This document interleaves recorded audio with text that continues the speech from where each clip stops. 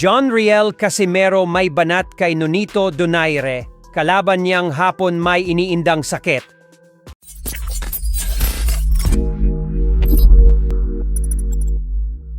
Sa isang interview ni ng former 3-division world champion angas ng Pinas John Riel Casimero, nilinaw nga po ulit ni Cuadro Alas yung alegasyon laban sa kanya na game fixing. Sa laban niya dito kay Kyunosuke Kameda noong Oktubre 25. At ayon nga mismo kay Casimero na wala umanong katotohanan ang game fixing. At wala daw ebidensya patungkol dito. Marami lang daw ang kumakalat ng mga negative at paninira sa social media. May plano daw ang Diyos para sa kanya sa future niya, na mabigyan siya ng malaking laban. May reaction nga din po si Casimero sa naging laban ni Donaire kay Tsutsumi. Sinabi ni Casimero na iba daw ang status niya kay Donaire. Hindi daw niya maikukumpara si Donaire sa kanya. Lahat daw kasi ng nakalaban ni Donaire ay unpopular o hindi kilala.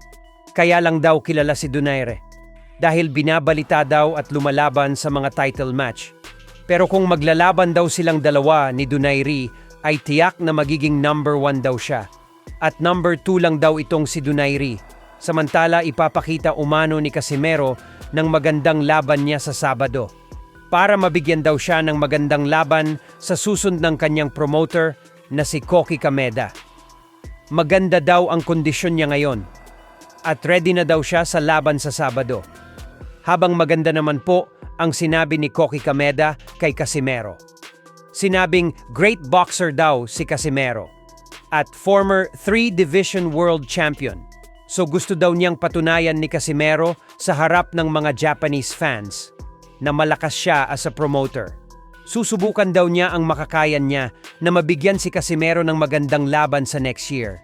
Samantala, mukhang wala sa kondisyon ang kalaban ni Casimero dahil sa live po kasi ng isang vlogger sa Japan, nakapanayam itong si Tommy Sikochi.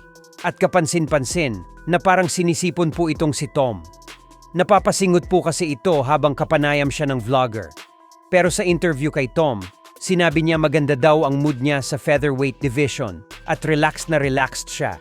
Confident nga din daw siya dahil kondisyon daw siya at maganda ang kinilabasan ng training. Nilinaw nga din po ni Tom na hindi daw niya gagayahin ang estilo ni Kameda na tumalo kay Casimero. Si Kameda daw kasi matangkad at may reach advantage.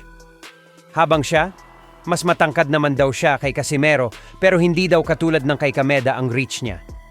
Dagdag pa ni Tom, may ilang idea na daw siya kung paano talunin si Casimero.